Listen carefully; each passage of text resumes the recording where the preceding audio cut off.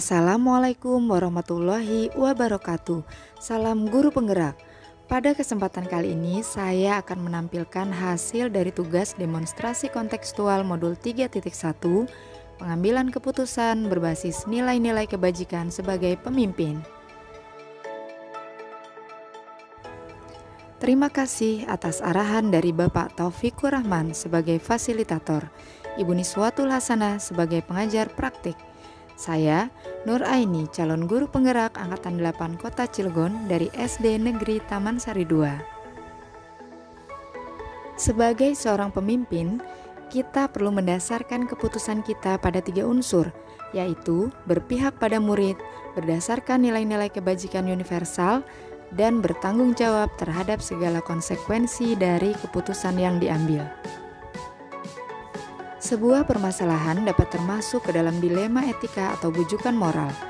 Dilema etika yaitu situasi di mana suatu keputusan harus diambil untuk permasalahan yang mengandung nilai-nilai kebajikan universal yang sama-sama benar, namun saling bertentangan. Sementara bujukan moral yaitu situasi di mana seseorang harus membuat keputusan antara benar atau salah. Ketika kita menghadapi situasi dilema etika, akan ada nilai-nilai kebajikan mendasar yang bertentangan. Secara umum, paradigma yang terjadi pada situasi dilema etika dapat dikategorikan sebagai berikut. Yang pertama, individu lawan kelompok. Kedua, rasa keadilan lawan rasa kasihan. Yang ketiga, kebenaran lawan kesetiaan. Dan yang keempat, jangka pendek lawan jangka panjang. Ketiga prinsip berikut sering kali membantu dalam menghadapi pilihan-pilihan yang penuh tantangan. Di antaranya, yang pertama, berpikir berbasis hasil akhir atau end-based thinking. Yang kedua, berpikir berbasis peraturan atau rule-based thinking. Dan yang ketiga, berpikir berbasis rasa peduli atau care-based thinking. 9 langkah pengambilan dan pengujian keputusan meliputi 1. Mengenali nilai-nilai yang saling bertentangan. 2. Menentukan siapa yang terlibat dalam situasi ini. 3. Kumpulkan fakta-fakta yang relevan dengan situasi. 4. Pengujian benar atau salah meliputi uji legal, uji regulasi atau standar profesional, uji intuisi, uji publikasi, dan uji panutan atau idola. 5. Pengujian paradigma benar lawan benar. 6. Melakukan prinsip resolusi. 7. Investigasi opsi trilema. 8. Buat keputusan. 9. Lihat lagi keputusan dan refleksikan. Berikut adalah rekaman wawancara dengan pimpinan dan kepala sekolah di lingkungan terdekat saya untuk mendapatkan sebuah wacana tentang praktik pengambilan keputusan yang selama ini dijalankan, terutama untuk kasus dilema etika. Tujuan pembelajaran yang ingin dicapai adalah calon guru penggerak dapat melakukan suatu analisis atas penerapan proses pengambilan keputusan berdasarkan pengetahuan yang telah dipelajarinya tentang berbagai paradigma, prinsip, pengambilan dan pengujian keputusan di sekolah asal masing-masing dan di sekolah atau lingkungan lain. Berikut adalah rekaman wawancara saya dengan Ibu Entin Suhartini SPD sebagai Kepala UPT SD Negeri Taman Sari 2. Bismillahirrahmanirrahim. Assalamualaikum warahmatullahi wabarakatuh, Bapak Ibu guru hebat. Perkenalkan, saya Nur Aini, calon guru penggerak Angkatan 8 Kota Cilegon dari SD Negeri Taman Sari 2, Kecamatan Pulau Merak. Pada kesempatan kali ini saya tidak sendiri, sudah bersama dengan Ibu Entin Suhartini SPD. Beliau merupakan Kepala UPT SD Negeri Taman Sari 2. Assalamualaikum Ibu. Waalaikumsalam warahmatullahi wabarakatuh. Terima kasih. Bagaimana kabarnya Ibu hari ini? Alhamdulillah Ibu hari ini dalam keadaan sehat walafiat.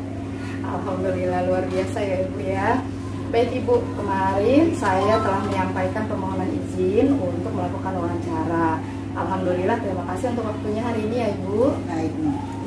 Terima kasih Ibu sudah bersedia untuk berbagi ilmu pada hari ini. Sebelumnya izinkan saya menyampaikan bahwa kegiatan ini berkaitan dengan tugas pendidikan guru penggerak yang sedang saya jalani, yaitu tugas demonstrasi kontekstual yang sudah sampai pada modul 3.1, yaitu pengambilan keputusan berbasis nilai-nilai kebajikan sebagai pemimpin. Sebelumnya saya sampaikan dulu Ibu, tujuan wawancara ini adalah untuk mendapatkan sebuah wacana tentang praktik pengambilan keputusan yang selama ini dijalankan, terutama untuk kasus-kasus di mana nilai-nilai kebajikan saling bersinggungan atau untuk kasus-kasus dilema etika yang sama-sama benar. Begitu, ada beberapa pertanyaan ya Bu yang akan saya ajukan. Ini berkaitan dengan pengambilan keputusan. Yang pertama, pertanyaannya adalah selama ini bagaimana Ibu dapat mengidentifikasi kasus-kasus yang merupakan dilema etika atau bujukan moral? Baik, Ibu langsung menjawab saja ya, Nur. Sebagai seorang pimpinan sebuah institusi pendidikan, tentunya harus menghadapi pengambilan keputusan setiap harinya. Hal ini terkadang melibatkan berbagai pihak yang memiliki kepentingan yang sama-sama, menjunjung tinggi suatu nilai kebajikan, kemudian keduanya sama-sama benar. Nah, ini yang disebut sebagai dilema etika. Sedangkan situasi bujukan moral di mana kita harus membuat keputusan antara benar dan salah. Kedua kasus tersebut harus dapat diidentifikasi dengan benar agar tidak ada kesalahan dalam pengambilan keputusan. Nah, ini perlu sekali. Caranya yaitu dengan menganalisa, mempelajari, dan menyimpulkan terhadap kasus yang terjadi. Jadi, kesimpulan tersebut akan digunakan sebagai bahan tindak lanjut pengambilan keputusan, baik dilema etika ataupun bujukan moral. Oke, baik. Berarti betul-betul harus diidentifikasi ya Ibu ya? Seperti itu. Iya, betul. Apakah termasuk ke dalam dilema etika atau bujukan moral? Ya. Selanjutnya, selama ini bagaimana Ibu menjalankan pengambilan keputusan di sekolah Ibu, terutama untuk kasus-kasus di mana ada dua kepentingan yang sama-sama benar atau sama-sama mengandung nilai kebajikan? Ya. Untuk kasus dilema etika di mana dua kepentingan sama-sama benar, maka dalam pengambilan keputusan Ibu harus mempertimbangkan nilai-nilai kebaikan, kemudian tanggung jawab, dan berpihak tentunya kepada murid. Jika diperlukan, dapat melakukan koordinasi atau musyawarah kepada pihak yang terkait. Itu nih. Baik, berarti orientasi utamanya tadi berpihak kepada murid. Berpihak kepada murid harus. Ya. Baik. Selanjutnya Ibu, langkah-langkah atau prosedur seperti apa yang biasa Ibu lakukan selama ini? Ya. Langkah-langkah keputusan atau prosedur yang biasa Ibu lakukan selama ini dalam pengambilan keputusan adalah mengidentifikasi masalah yang sedang dihadapi, kemudian menentukan siapa yang terlibat dalam situasi ini, mengumpulkan data dan fakta, melakukan serangkaian pengujian, menentukan pilihan dan alternatif solusi untuk penyelesaian masalah. Barulah kita dapat menentukan keputusan untuk refleksinya untuk dijadikan acuan bagi kasus selanjutnya. Panjang ya Bu ya, ternyata prosedur atau langkah-langkah pengambilan keputusan itu ya Bu ya. Betul. Tidak langsung keputusan itu diambil dengan serta merta ya Bu ya. Identifikasi dulu dan lain sebagainya, baru diambil keputusan. Terima kasih. Selanjutnya, hal-hal apa saja yang selama ini Ibu anggap efektif dalam pengambilan keputusan pada kasus-kasus dilema etika? Ya, selama ini yang Ibu anggap efektif dalam pengambilan keputusan pada kasus-kasus dilema etika adalah pertimbangan yang berdasarkan peraturan dan rasa peduli. Untuk pertanyaan selanjutnya Ibu, hal-hal apa saja yang selama ini merupakan tantangan dalam pengambilan keputusan pada kasus-kasus dilema etika? Baik, dalam keterampilan pengambilan keputusan seringkali berbagai kepentingan saling bersinggungan. Nilai-nilai kebijakan mendasar yang bertentangan, dan ada pihak-pihak yang akan merasa dirugikan atau tidak puas atas keputusan yang telah diambil. Betul, itu tantangan sekali Bu ya. Ya, Nah, mungkin di setiap institusi akan menemui hal tersebut pastinya. karena betul di setiap ini kan banyak sekali pihak yang terlibat, kemudian juga warga sekolah juga, bukan hanya guru dan siswa, ada orang tua dan sebagainya. Kemudian pertanyaan selanjutnya, apakah Ibu memiliki sebuah tata krama atau jadwal tertentu dalam sebuah penyelesaian kasus dilema etika? Apakah Ibu langsung menyelesaikan di tempat atau memiliki sebuah jadwal untuk menyelesaikannya? Bentuk atau prosedur seperti apa yang Ibu jalankan? Iya, baik. Kalau untuk jadwal tidak ada jadwal tertentu dalam menyelesaikan sebuah kasus. Jadi prioritas kasus mana yang perlu diselesaikan secepatnya tergantung dari jenis kasus dan urgensinya. Seperti itu.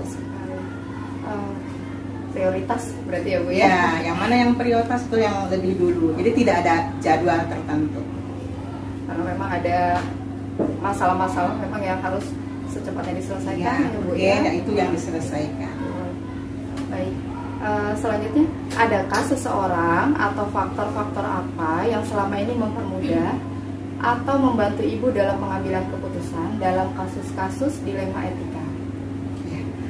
Seorang pemimpin hendaknya memahami langkah-langkah atau prosedur pengambilan keputusan, serta mampu mengkomunikasikan kepada pihak yang terkait. Kegiatan pengambilan keputusan ini adalah suatu keterampilan. Semakin kita melakukannya, maka semakin terlatih, kemudian akan fokus dan akan tepat sasaran. Luar biasa. Iya, betul sekali. Dalam menghadapi masalah-masalah tentunya pengalaman ya Bu. Ya. Pengalaman itu betul-betul menjadi guru yang terbaik. Itu. Nah, ini yang terakhir Ibu, pertanyaannya dari semua hal yang telah disampaikan, pembelajaran apa yang dapat Ibu petik dari pengalaman Ibu mengambil keputusan dilema etika? Pembelajaran yang dapat Ibu petik dari pengalaman pengambilan keputusan yang dilema etika ya nih, adalah walaupun telah berlandaskan suatu prinsip atau nilai tertentu, tetap akan memiliki konsekuensi yang mengikuti. Pada akhirnya kita perlu mengingat kembali, hendaknya suatu keputusan tetap berorientasi pada kepentingan murid. Itu tetap saja berorientasinya pada kepentingan murid. Luar biasa sekali ya Bu, betul sekali, orientasi utamanya adalah kepentingan murid. Ya memang betul sekali, banyak sekali pasti dalam setiap keputusan akan ada konsekuensi yang mengikuti. Mungkin kemudian nanti bisa direfleksi dan akhirnya nanti akan menjadi pembelajaran untuk menghadapi kasus-kasus selanjutnya. Ya Ibu, baik Ibu, luar biasa sekali ternyata kebijakan dan langkah-langkah Ibu yang telah Ibu lakukan dalam pengambilan keputusan ini luar biasa. Ini pengalaman yang saya juga harus belajar. Demikian wawancara kali ini Ibu, terima kasih banyak telah menjadi narasumber dan membagikan ilmunya yang luar biasa tadi melalui praktik-praktik pengambilan keputusan. Insya Allah sangat bermanfaat Ibu untuk kita semua, insya Allah. Sehat selalu untuk Ibu. Amin, amin. Terima kasih banyak. Baik, sekian wawancara kali ini. Terima kasih. Wassalamualaikum warahmatullahi wabarakatuh. Selanjutnya, berikut ini adalah rekaman wawancara saya dengan Ibu Hajah Nunung Ida Nur Aida SPD sebagai Kepala UPT SD Negeri Taman Sari 3. Bismillahirrahmanirrahim. Assalamualaikum warahmatullahi wabarakatuh.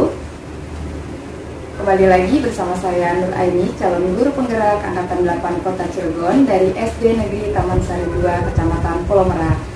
Pada kesempatan kali ini, saya sudah bersama Ibu Hajah Nunung Ida Nur Aida SPD. Beliau merupakan Kepala UPT SD Negeri Taman Sari 3, Kecamatan Pulau Merak. Assalamualaikum Ibu. Waalaikumsalam warahmatullahi wabarakatuh. Alhamdulillah. Bagaimana kabarnya Ibu hari ini? Alhamdulillah. Sangat baik. Terima kasih. Baik. Siap, luar biasa. Terima kasih Ibu. Baik, kemarin saya sudah menyampaikan ya Ibu untuk mohon izin untuk wawancara hari ini, dan alhamdulillah kesempatannya. Terima kasih banyak Ibu sudah meluangkan waktu pada siang hari ini untuk berdiskusi bersama saya, mungkin berbagi ilmu ya Bu ya, sharing insya Allah. Sebelumnya izinkan saya menyampaikan bahwa kegiatan kali ini adalah berkaitan dengan tugas pendidikan guru penggerak yang sedang saya ikuti, yaitu tugas demonstrasi kontekstual yang sudah sampai di modul 3.1, yaitu pengambilan keputusan berbasis nilai-nilai kebajikan sebagai pemimpin. Sebelumnya saya informasikan terlebih dahulu ya Bu, tujuan wawancara ini adalah untuk mendapatkan sebuah wacana tentang praktik pengambilan keputusan yang selama ini dijalankan, terutama untuk kasus-kasus yang dimana nilai-nilai kebajikan saling bersinggungan, atau untuk kasus-kasus dilema etika yang sama-sama benar. Oke, untuk itu saya akan mengajukan beberapa pertanyaan Ibu, mudah-mudahan Ibu berkenan. Insya Allah. Baik, untuk yang pertama pertanyaannya adalah, selama ini bagaimana Ibu dapat mengidentifikasi kasus-kasus yang merupakan dilema etika atau rujukan moral? Oke, bismillahirrahmanirrahim.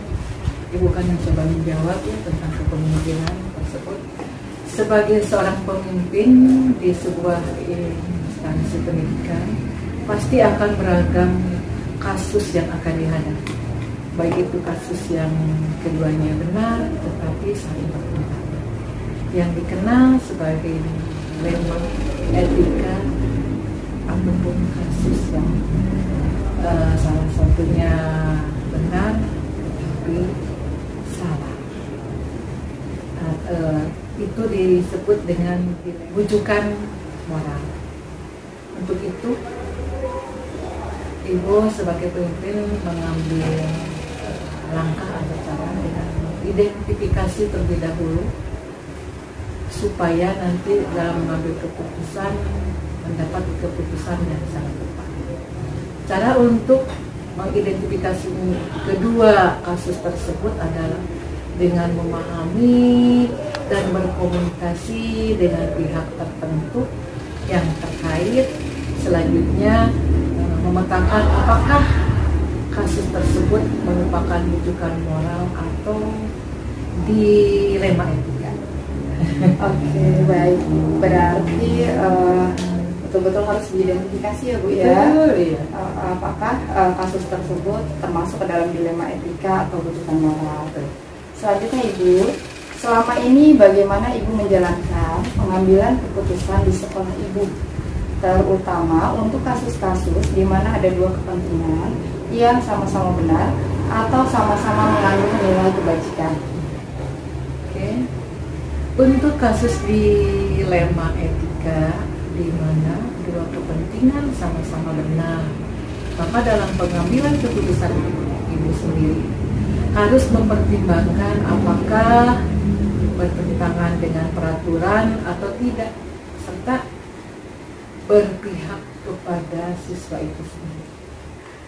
Oke, baik Ibu, orientasi kembali kepada keberpihakan pada murid. Betul ya Bu ya.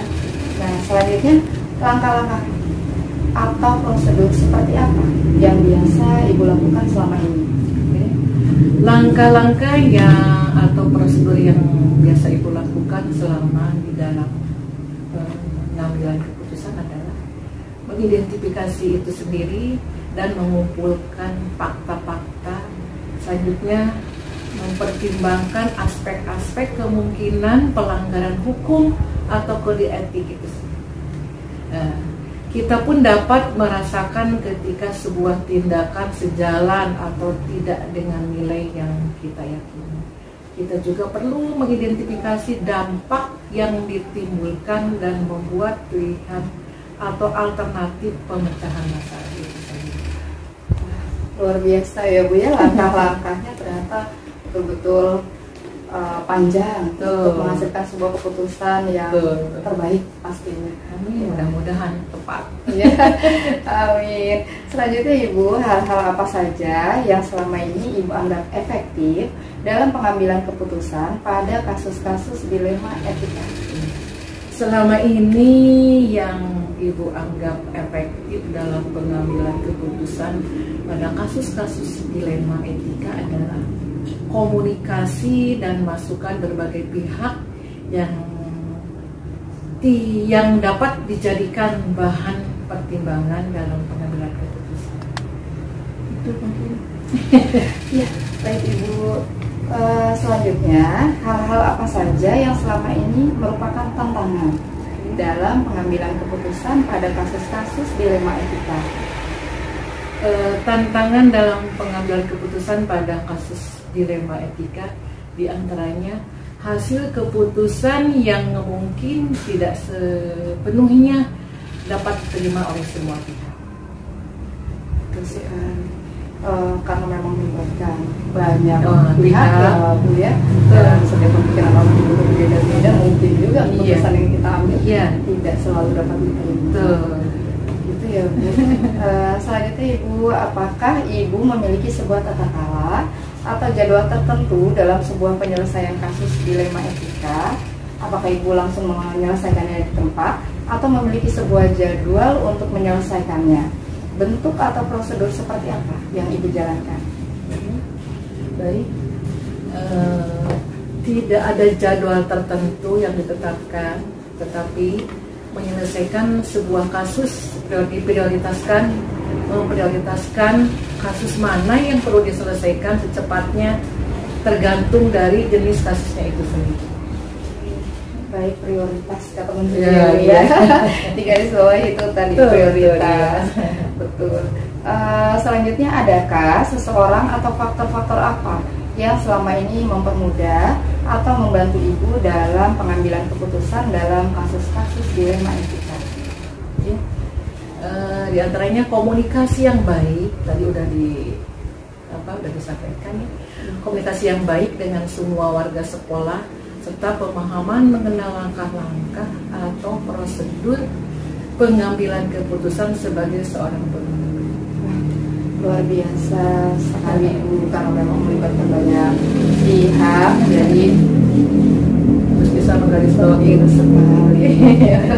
Dan benar-benar harus belajar ya Bu ya, prosedur tadi ya, prosedur dan langkah-langkah itu supaya pengambilan keputusan itu. Nah, terakhir Ibu, dari semua hal yang telah disampaikan, pembelajaran apa yang dapat Ibu petik dari pengalaman Ibu mengambil keputusan dilema etika? Pembelajaran yang dapat Ibu petik dari pengalaman pengambilan keputusan dilema etika adalah kita harus dapat mengidentifikasi dengan tepat jenis masalah yang dihadapi untuk dapat menerapkan langkah selanjutnya yang dapat dilakukan dalam pengambilan keputusan, yaitu melalui serangkaian pengujian keputusan tersebut yang diperoleh harus kembali didasarkan pada kepentingan siswa itu sendiri. Kembali lagi orientasinya ya Bu ya, kepentingan murid betul pada siswa. Betul, terima kasih banyak Ibu, luar biasa sekali kebijakan dan langkah-langkah yang telah Ibu lakukan dalam pengambilan keputusan selama ini yang Ibu jalankan di sebuah institusi sekolah ya Bu ya. Saya banyak belajar dari paparan tadi melalui wawancara ini. Terima kasih banyak, demikian wawancara kali ini. Terima kasih telah menjadi narasumber dan membagi ilmunya bagi kami, sangat bermanfaat Ibu. Mudah-mudahan bermanfaat. Iya. Sekali lagi terima kasih, sehat selalu untuk Ibu. Amin, terima kasih, sama-sama. Iya, demikian wawancara kali ini. Terima kasih. Wassalamualaikum warahmatullahi wabarakatuh. Berikut refleksi berdasarkan hasil wawancara.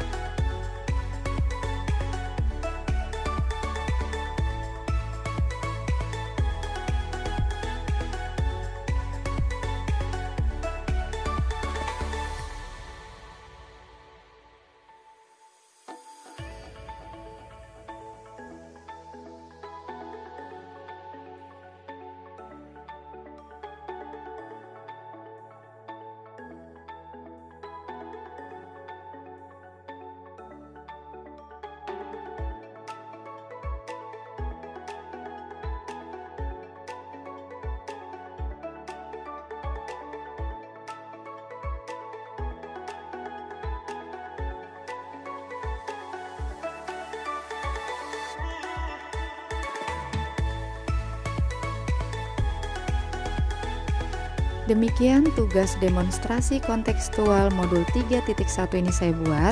Terima kasih telah menyaksikan, semoga bermanfaat. Salam dan bahagia Bapak Ibu Guru hebat.